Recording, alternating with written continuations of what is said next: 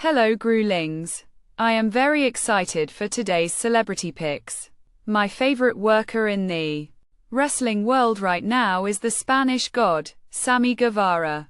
He joins me today for celebrity picks. He is a Cuban-American professional wrestler. He is signed to All Elite Wrestling, AEW. He has also appeared for promotions such as Major League Wrestling, MLW, Evolve Wrestling, Lucha Underground, Pro Wrestling Guerrilla, PWG, DDT Pro Wrestling, and Lucha Libre AAA Worldwide. AAA. Guevara made his first appearance for a major professional wrestling promotion on January 5, 2013 for the National Wrestling Alliance. He made his Pro Wrestling Guerrilla, PWG, debut at the 2017 Battle of Los Angeles tournament. Guevara appeared in the fourth season of Lucha Underground.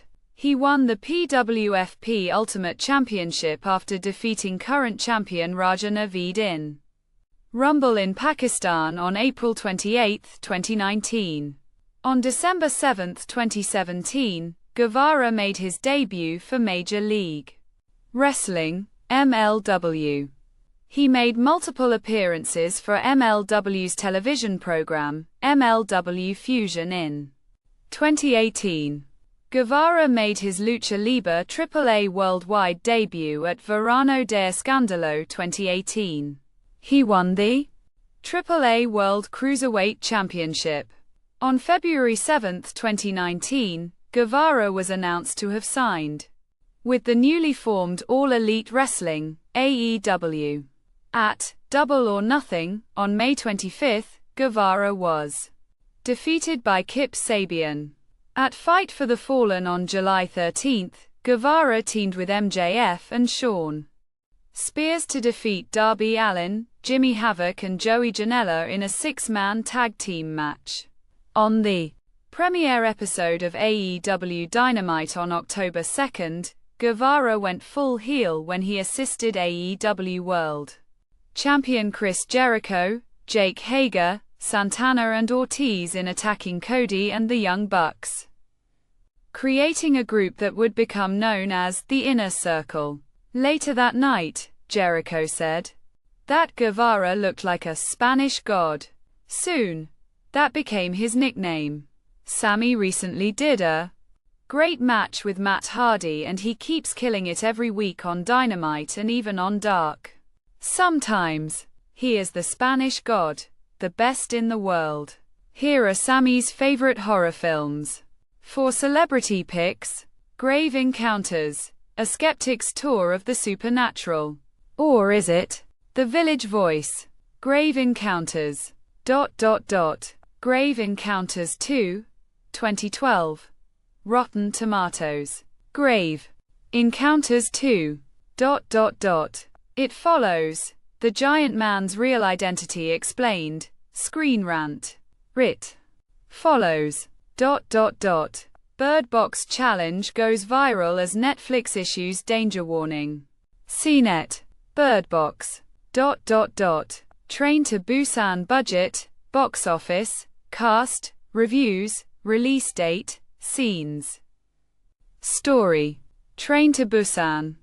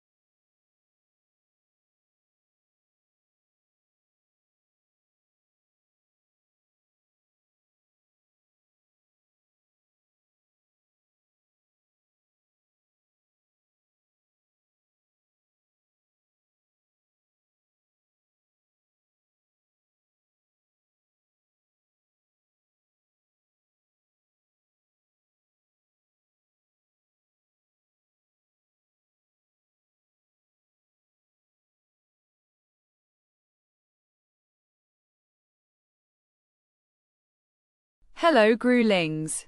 We are very happy for celebrity picks today. We have a star in an amazing wrestling promotion called AEW. His name is Brian Cage. Besides a wrestler, he is also a bodybuilder. This guy has muscles on top of muscles. He is lined up with hardcore wrestling legend Taz and Ricky Starks. He is currently signed to All Elite Wrestling, AEW. He is the current FTW champion. He was hired by World Wrestling Entertainment in 2008 and was assigned to their farm territory Florida Championship Wrestling, where he worked as Chris Logan. He left the promotion next year and began working in the American independent circuit, most notably Pro Wrestling Guerrilla as Brian Cage Taylor. In 2014, Button was hired to appear in El Rey Network television series Lucha Underground, where he performed as Cage. He is the former Lucha Underground champion. Since Lucha Underground was created by Mexican promotion Lucha Libre AAA worldwide, he appeared on several AAA shows. Also, Cage appeared on AAA's American partner Impact Wrestling, where he is a former Impact World Champion and a former Impact X Division Champion. Here are Brian Cage's favorite horror films for celebrity picks. Army of Darkness. Best movie of all time. Groovy. The Thing. Fantastic story. Music, special effects, etc. Holds up today. Against Anything. Evil Dead Remake. Greatest remake ever. Kept all of the original ED and ED2 scenes but made them their own. Plus, Bruce Campbell cameo. Very high tension. ... Exorcism of Emily Rose. This one scares me. And if I had some shit go down in the middle of the night and when I woke up it was 3 a.m. I was out the door. See ya. Jason Goes to Hell. High kill count. Great gore. Favorite and most watched Friday the 13th. ... Freddy vs. Jason. Just excellent. Horror version of Infinity War before Infinity War, on screen. The Hills Have Eyes remake. Runner-up for Best Remake, and I'm pretty unnerved by things in movies, but this had a few scenes in particular. Dad, bird, rape, mom, etc. Just a whole lot went down at once. Dawn of the Dead. Excellent flick and had to have a zombie in here. The remake is great too, and 28 Days Later is an honorable mention and almost took the list.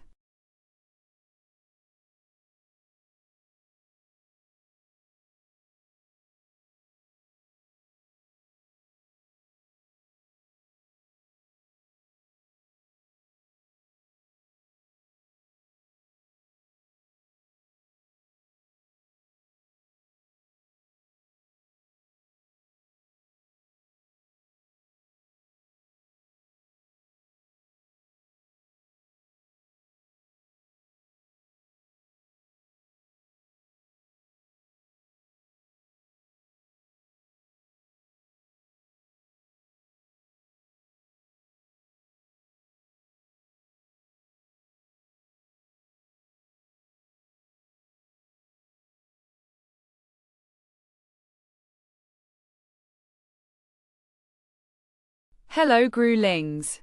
We are very happy and excited for this edition of Celebrity Picks on Gruemonkey. We have one of the greatest workers in the business, MVP. If you don't know MVP, you are going to get to know him now. Half man, half amazing. That's the boast former United States champion Montel Vontavious Porter cribbed from hip-hop mastermind Nas to describe his particular talent in the ring. Indeed, at his best, the hottest free agent in WWE history seemed to possess abilities that were superhuman. But the one-time convict who fought his way out of a turbulent life of crime was as real as it gets. First introduced on the August 4, 2006 edition of SmackDown, the cocky newcomer displayed the same bravado and bluster as NFL egomaniacs like Terrell Owens and Chad Johnson. That shameless self-promotion led WWE officials to sign MVP to the most lucrative contract in the history of the Blue brand, a big money deal that inundated the superstar's early WWE tenure with questions of, is he worth it?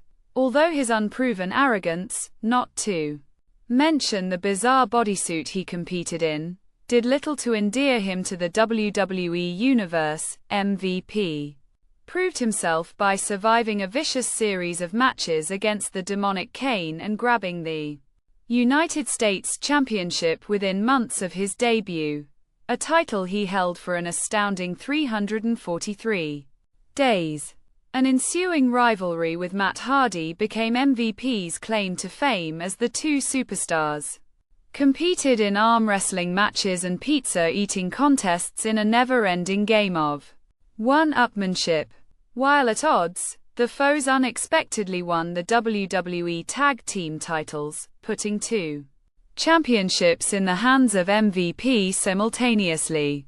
After losing his US title to Hardy, the so-called Ballin superstar's career hit a snag with an embarrassing losing streak that lasted from summer 2008 through April of the following year. The disappointing run did little for MVP's reputation, but the humbling reality of his win-loss record allowed a more truthful side of his persona to shine through. Stepping out from behind his designer sunglasses and shiny platinum chains, the braggadocio's competitor revealed himself to be an inspiring figure who turned his life around after serving time in prison as a young man. MVP was cheered on by WWE fans during his final years with the company as he enjoyed another reign as United States champion and formed an impressive tag team with the mighty Mark Henry. Parting ways with WWE in 2010, he went on to compete in the Smashmouth rings of Japan, further proving that there was serious skill behind MVP's swagger. MVP is back in WWE and currently can be seen weekly on WWE Raw with his stable, The Hurt Business. The Hurt Business has a hot stable right now and tearing up the competition. Weekly, MVP tells Gruemonkey his favorite horror films for celebrity picks. The Texas Chainsaw Massacre, the father of the slasher flick. Disturbing because it could really happen. Similar shit has Halloween. Again, one of the first films of the genre. Incredibly well written. An American Werewolf in London. Great story. Groundbreaking special effects for the time. The Howling. Terrifying to 8-year-old MVP. The People. Under the Stairs. I always had a fear of being kidnapped and kept in secret. The Fly. Both the original and the remake. Just disturbing. As well as the special effects. Poster for the movie and quote. Friday the 13th and quote. Friday the 13th. The original. I tend to enjoy realistic horror films. The crazed killer scenario can actually happen. And does every day. Honorable mention. Hellraiser. Death. Line. Anything with Lon Chaney Jr.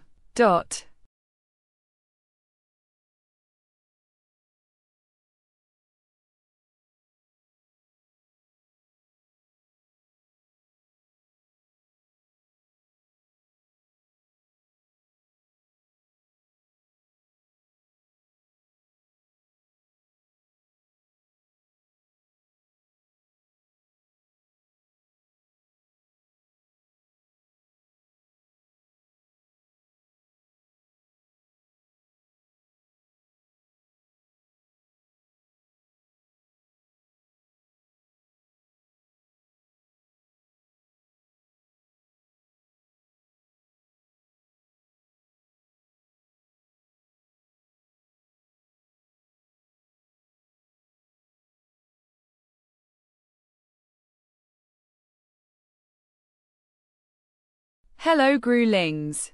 Today for Celebrity Picks we have a former professional wrestler known as Sick Nick Mondo. Real name is Matt Burns. He is known for his appearances with Combat Zone Wrestling, CZW. He was known throughout his career for his willingness to take extremely dangerous bumps and getting involved with a lot of weapons in matches. In 2004, he was inducted into CZW's Hall of Fame. His CZW debut was on May 6, 2000 against Trent Acid, at A Living Hell at Cage of Death IV. On December 13, 2002, he competed in a tables, ladders, and chairs match against the Backseat Boys, with Mondo as his partner but ended up losing.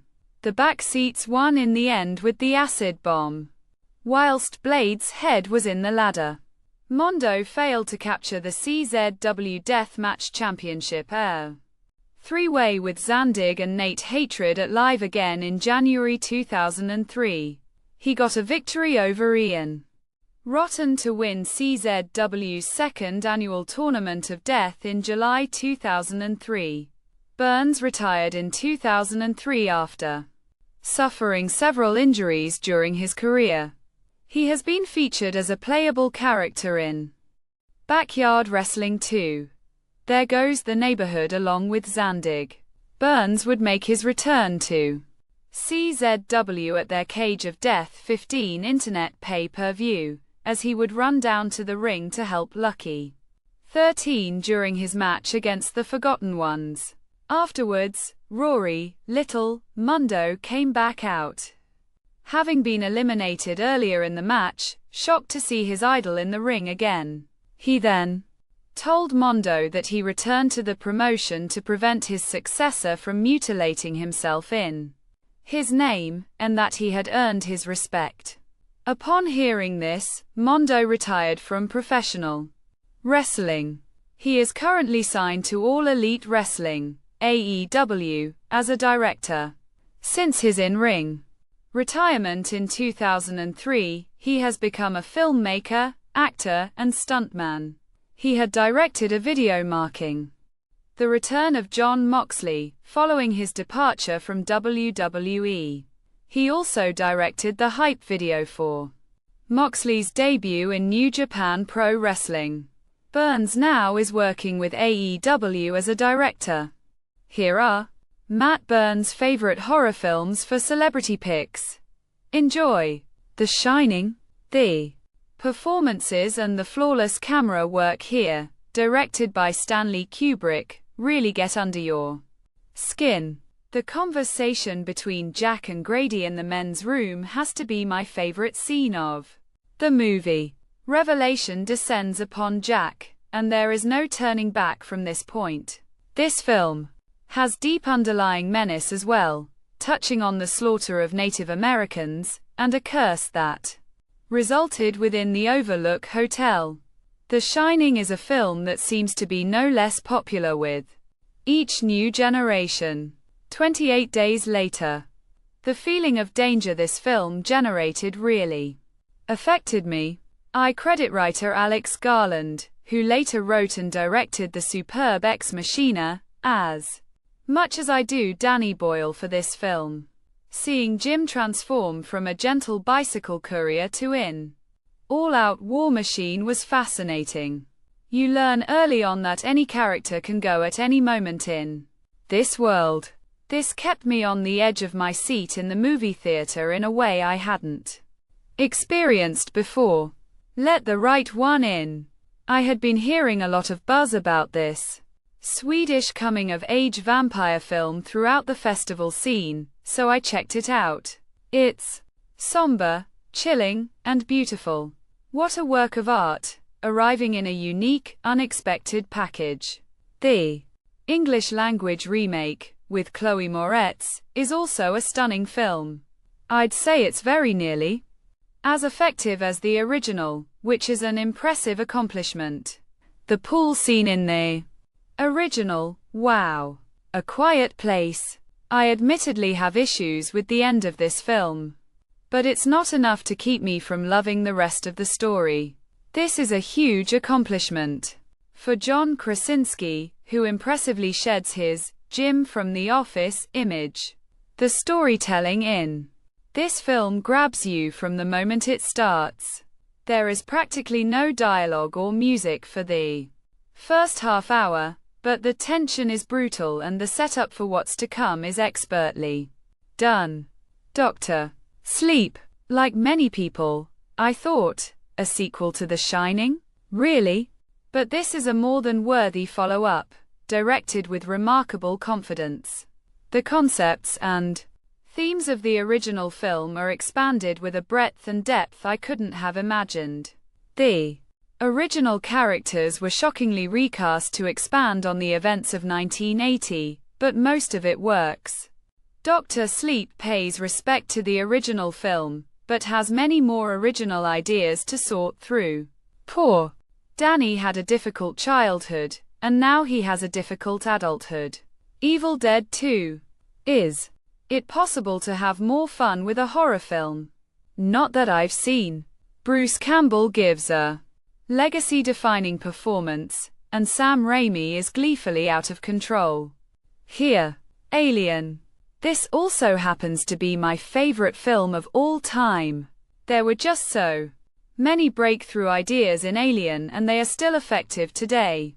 The terrifying life cycle of the alien creature, brought to life by H.R. Geiger, having a blue-collar woman end up as the only survivor. The shock of learning an android, with ulterior motives, is part of the crew. Plus, this is one of the most beautifully photographed films I have ever seen. I watch it at least 2 times every year. The Thing. I only saw this film for the first time a couple years ago, and it instantly hooked me. Now I want to watch it again and again. The practical creature effects, done by Rob Bottin when he was just 22, are utterly jaw-dropping, but aside from the impressive gore, this film also offers a fun puzzle to solve that will have you thinking long after their credits roll.